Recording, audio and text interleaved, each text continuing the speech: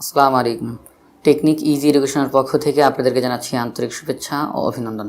আজকের পর্বে আমরা ষষ্ঠ শ্রেণীর গণিত বিষয়ের অনুপাত ও শতকরা এই অধ্যায়ের ঐকিক নিয়ম সম্পর্কিত বেশ কিছু গুরুত্বপূর্ণ এমসিকিউ প্রশ্নের সমাধান করব।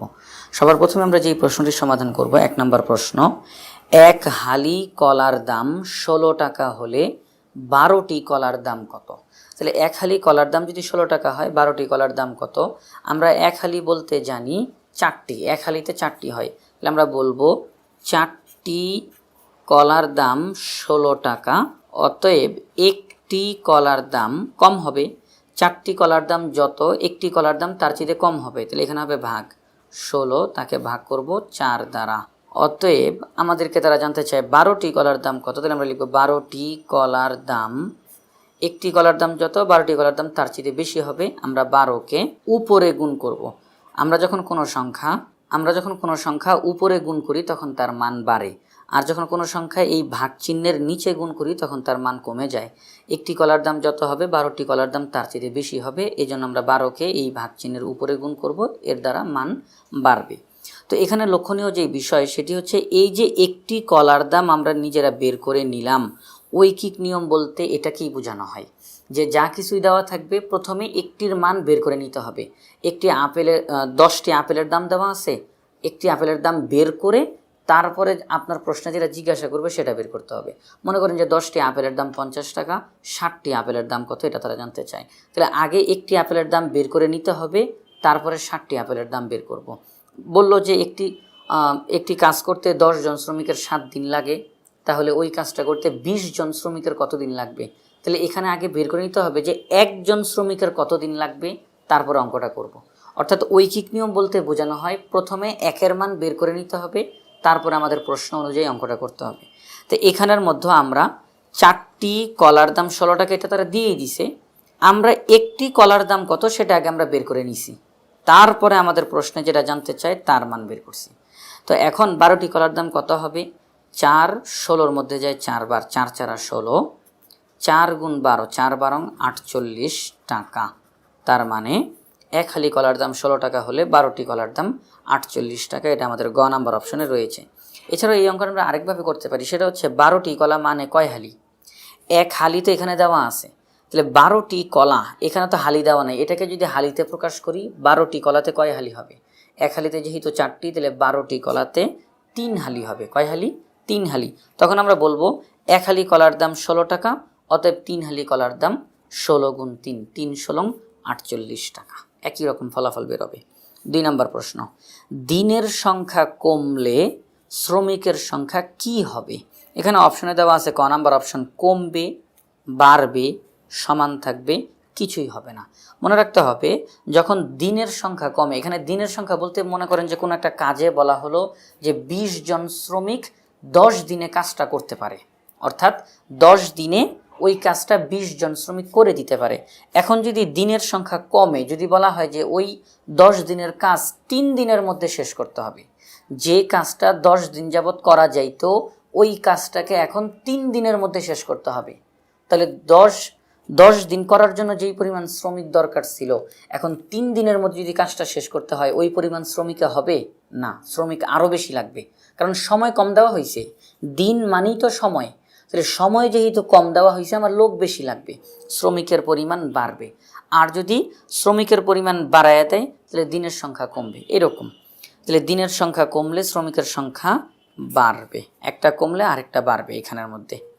3 নম্বর প্রশ্ন, কোনো ছাত্রাবাসে 1 কুইন্টাল চাল 30 দিন চলে। 1 কুইন্টাল মানে কি? 1 কুইন্টাল মানে 100 কেজি। তাহলে 100 কেজি চালে 30 দিন চলে, 100 কেজি চালে 30 দিন চলে।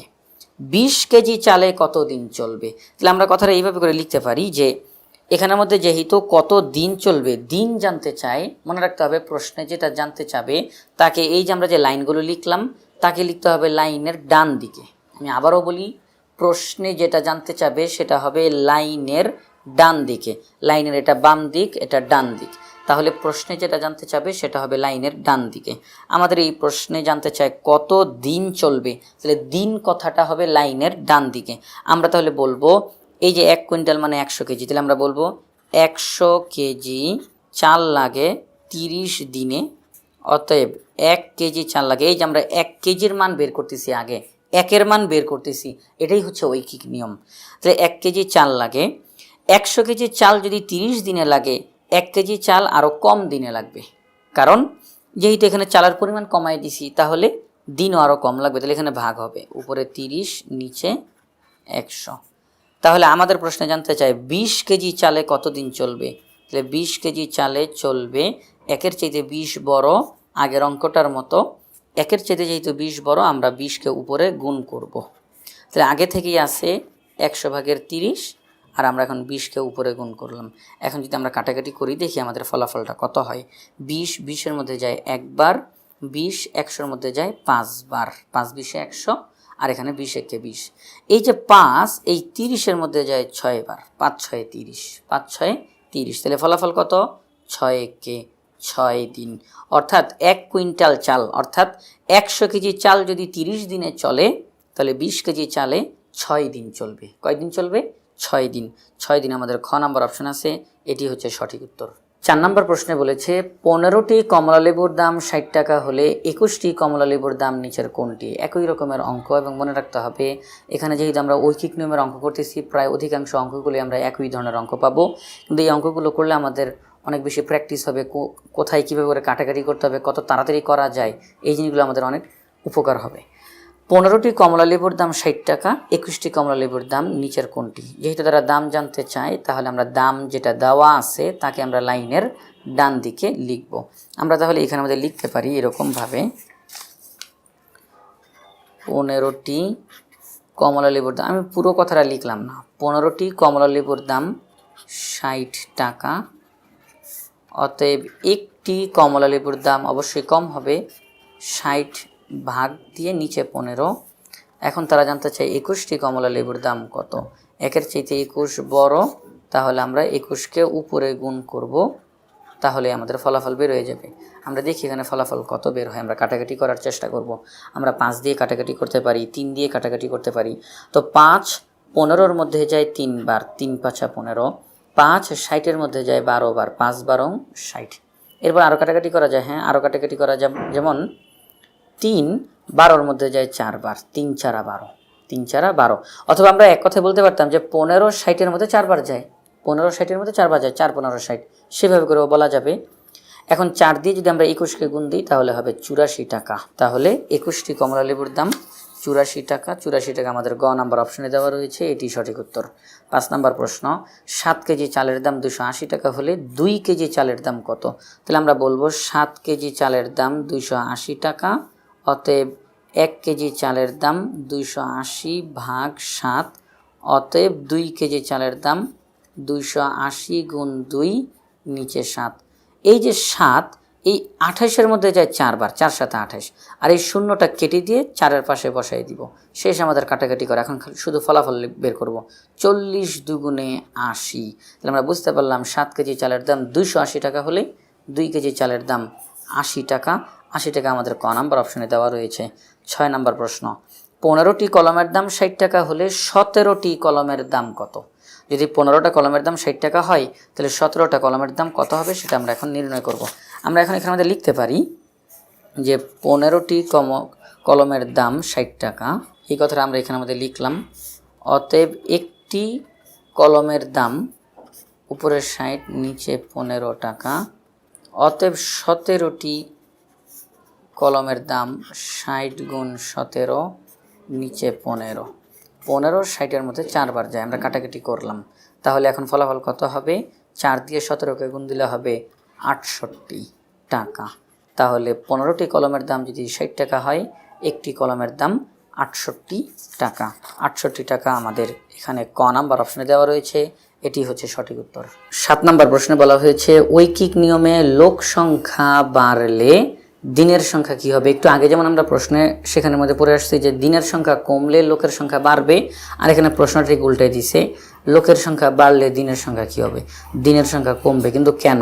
একটা কাজ করার জন্য যেই পরিমাণ লোক আছে, আমি যদি এই মুহূর্তে লোক আরও বাড়ায় দিই, মনে করেন যে আগে থেকে কাজ করতেছে 10 জন লোক, আমি এখন সেখানে আরও 5 জন লোক তাদের সাথে দিয়ে দিলাম, অর্থাৎ আগে থেকে কাজ করতেছে 10 জন, এখন সেখানে লোক হয়ে গেল 15 জন। তাহলে ওই কাজটা করতে যে পরিমাণ সময় লাগবে, এখন কি ওই পরিমাণ সময় লাগবে না, এখন আরও কম সময় লাগবে। তাহলে লোকের সংখ্যা যদি বাড়ে তাহলে সময় কম লাগে, আর সময় মানেই দিন, দিনের সংখ্যা কমবে। তাহলে খ নাম্বার অপশনটা হচ্ছে সঠিক। 8 নম্বর প্রশ্ন, একটি বইয়ের দাম 12 টাকা হলে, একটি বইয়ের দাম 12 টাকা হলে 132 টাকায় কয়টি বই পাওয়া যাবে? তাহলে এখানের মধ্যে তারা দুই জায়গাতে কিন্তু টাকার পরিমাণ দিয়ে দিছে, 12 টাকা 132 টাকা। তারা এখন বইয়ের সংখ্যা জানতে চায়, কয়টি বই। তাহলে আমরা এইমাত্র বলছি যে যেটা জানতে চাবে সেটা হবে লাইনের ডান দিকে। আমরা এখানে একটি বইয়ের দাম 12 টাকা, এই যে কথাটা, এই কথাটাকে ঘুরায় লিখব, একটি বই, এই কথাটাকে লাইনের ডান দিকে লিখব, কারণ যেহেতু বইয়ের সংখ্যা জানতে চায় এই জন্য বইয়ের সংখ্যাটা, এই যে একটি বই, বইয়ের সংখ্যা, এটাকে আমরা লাইনের ডান দিকে লিখব। তাহলে আমরা লিখব 12 টাকায় পাওয়া যায়, 12 টাকায় পাওয়া যায় একটি বই, 12 টাকায় পাওয়া যায় একটি বই। অতএব 1 টাকায় পাওয়া যায়, উপরে 1 নিচে 12টি বই। অতএব 132 টাকায় পাওয়া যায়, একের চেয়ে 132 বড়, সুতরাং 132 গুণ হবে উপরে এতটি বই। 12 132-এর মধ্যে যায় 11 বার, 12 132-এর মধ্যে কয়বার যায়? 11 বার যায়। 11 × 11টি বই।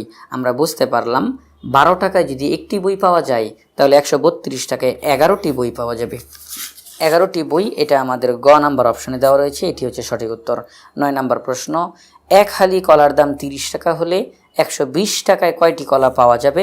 ঠিক আমাদের এই 8 নম্বর প্রশ্নটার মতো, এখানে 30 টাকা 120 টাকা দুইটাই টাকা দেওয়া আছে, কিন্তু তারা জানতে চায় কয়টি কলা, কয়টি কলা পাওয়া যাবে। যেহেতু কলার সংখ্যা জানতে চায়, তাহলে এখানে যে বলা আছে এক হালি কলার দাম 30 টাকা, এক হালি কলার দাম 30 টাকা, আমরা বলবো 30 টাকায় পাওয়া যায় এক হালি কলা, 30 টাকায় পাওয়া যায় এক হালি কলা।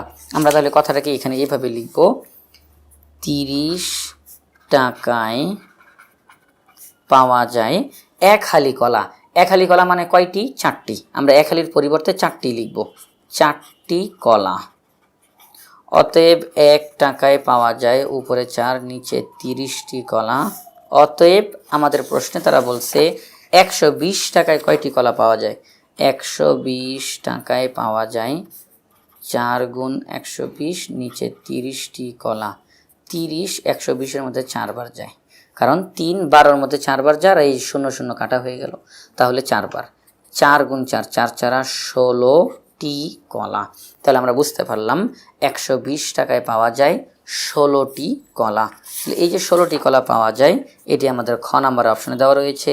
তাহলে আমরা বলতে পারি এক হালি কলার দাম 30 টাকা হলে 120 টাকায় কয়টি কলা পাওয়া যাবে?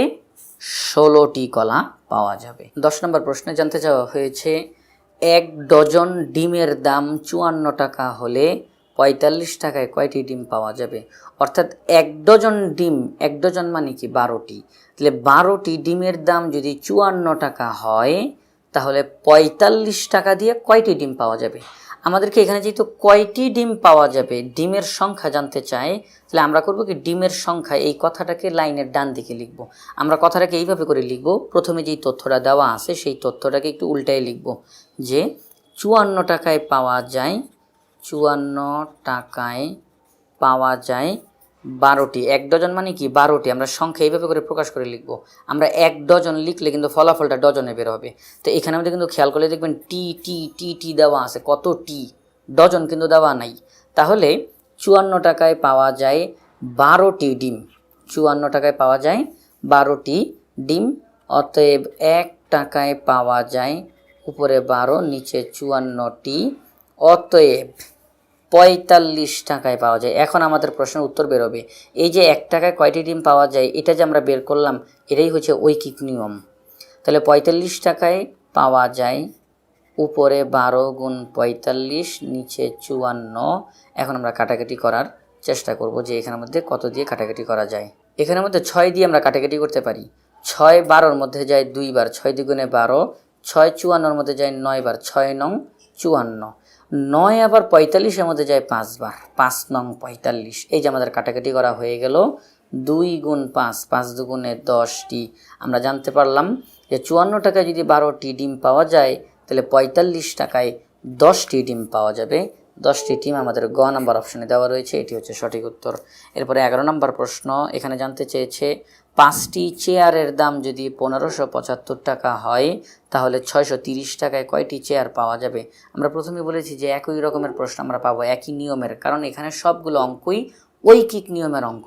কিন্তু কীভাবে করে কাটাকাটি করা যায়, কখন আমরা কোন কথাটাকে ডান দিকে লিখব, কোন কথাটাকে বাম দিকে লিখব, এখানে ছিল 1 ডজন, লিখলাম 12টি, এটা কখন কখন লিখব আমাদের পর্বটি দেখলে আমরা আশা করি এটা শিখতে পারবো ইনশাআল্লাহ।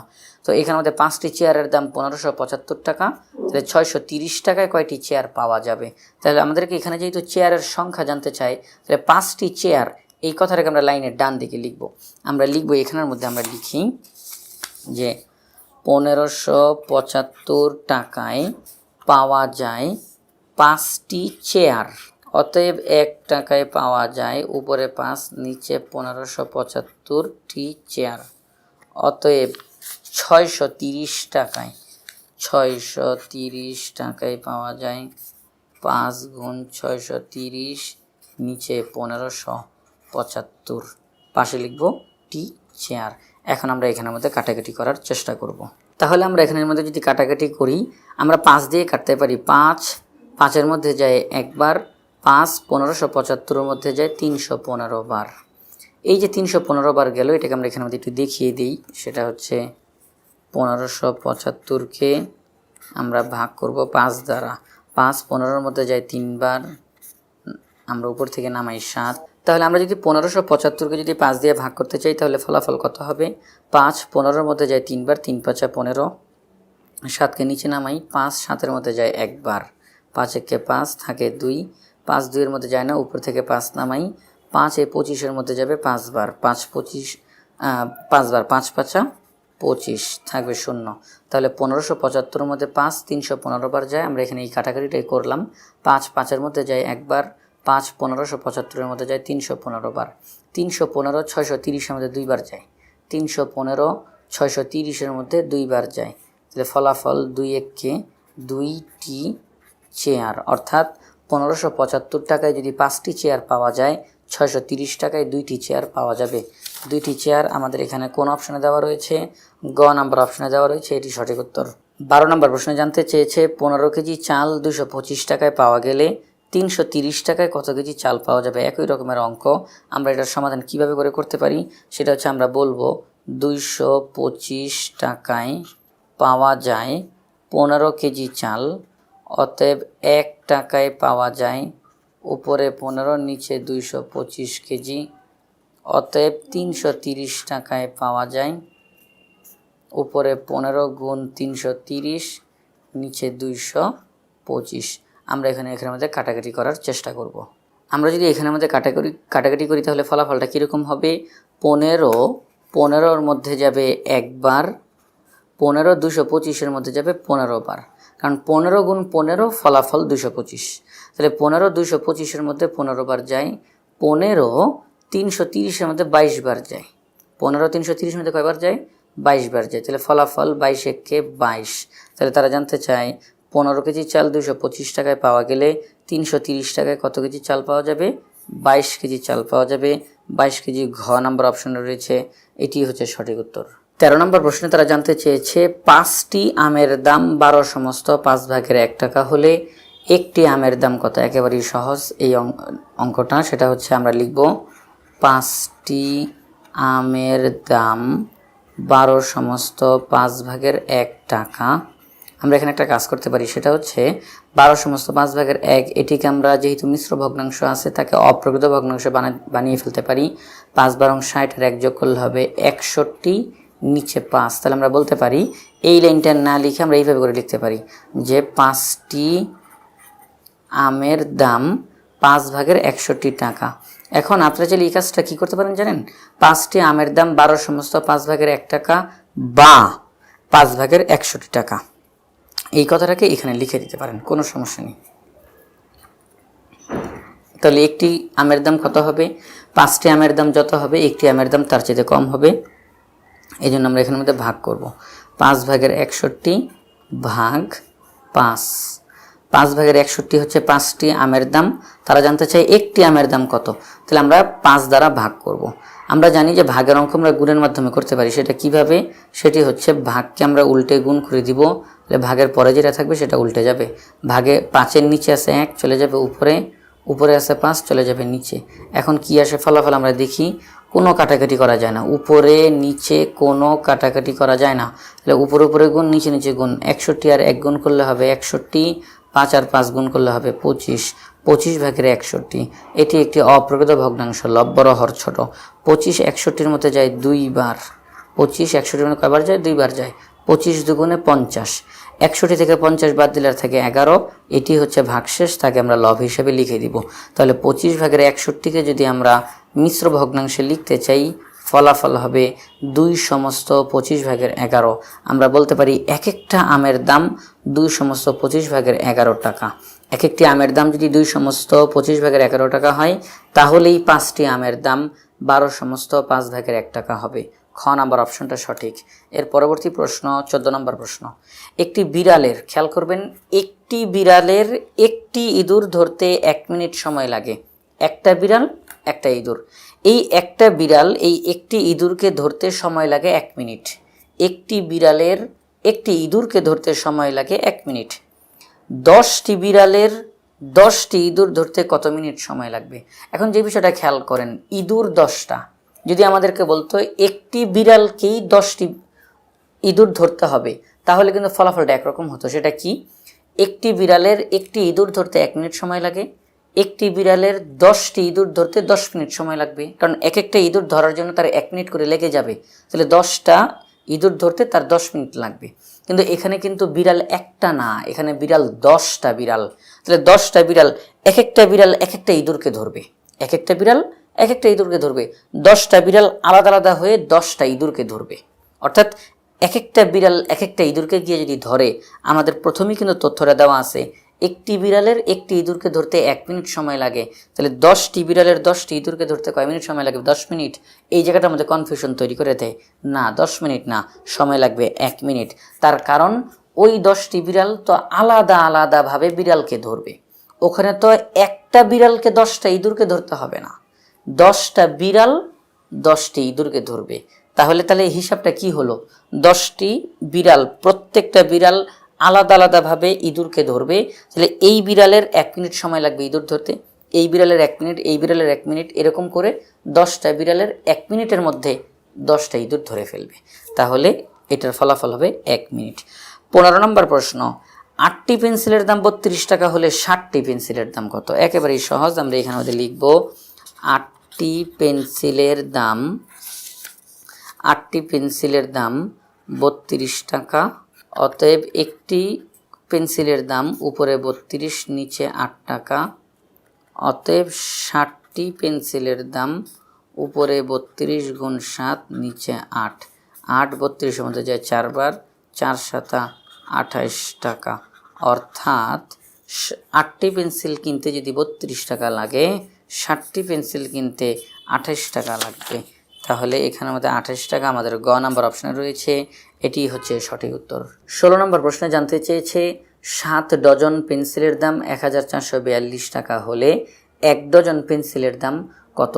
তো এখানে আমাদের একটা জিনিস যদি লক্ষ্য করেন, এখানে বলা আছে 7 ডজন, এখানে বলা আছে 1 ডজন। যেহেতু দুই জায়গাতেই ডজন বলা আছে, তাহলে ডজনকে আমরা যে জানি 1 ডজনের সমান 12টি, এই 12টি আর প্রকাশ করতে হবে না, কারণ দুইটাই ডজনে দেওয়া আছে, অঙ্ক খুব সহজে করা যাবে।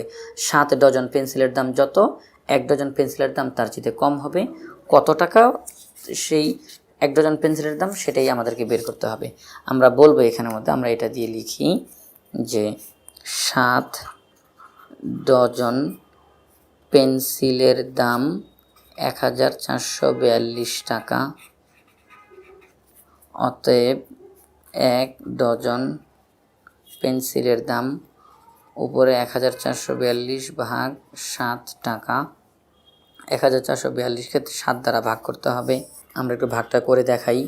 7 এই 14-র মধ্যে যায় 2 বার, 7 দুগুণে 14, 14 থেকে 14 বিয়োগ করলে থাকে 0।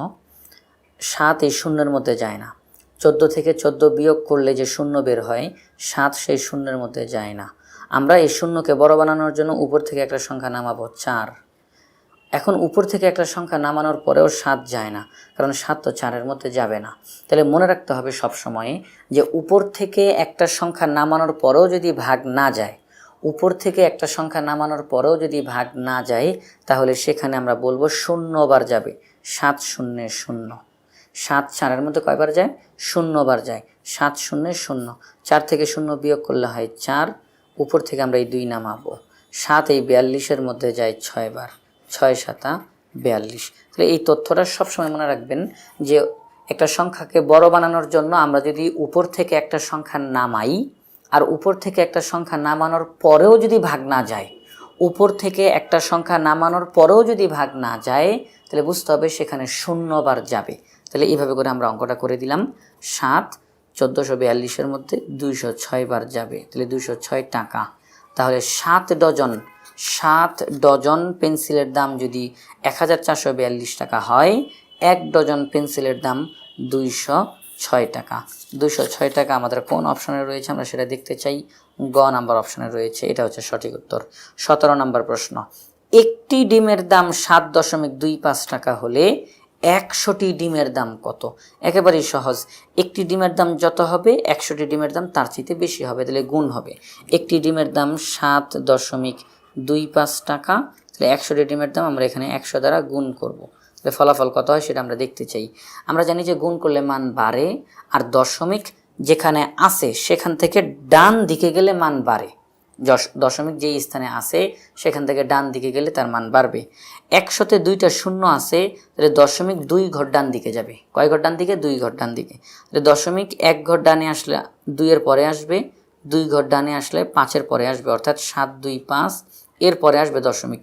এখন এখানে তো আর কোনো সংখ্যা বাকি নাই, যেহেতু এখানে আর কোনো সংখ্যা নাই, সুতরাং দশমিকটা এখানে আর বসবে না, দশমিকটা নিচে চলে যাবে, অর্থাৎ 725।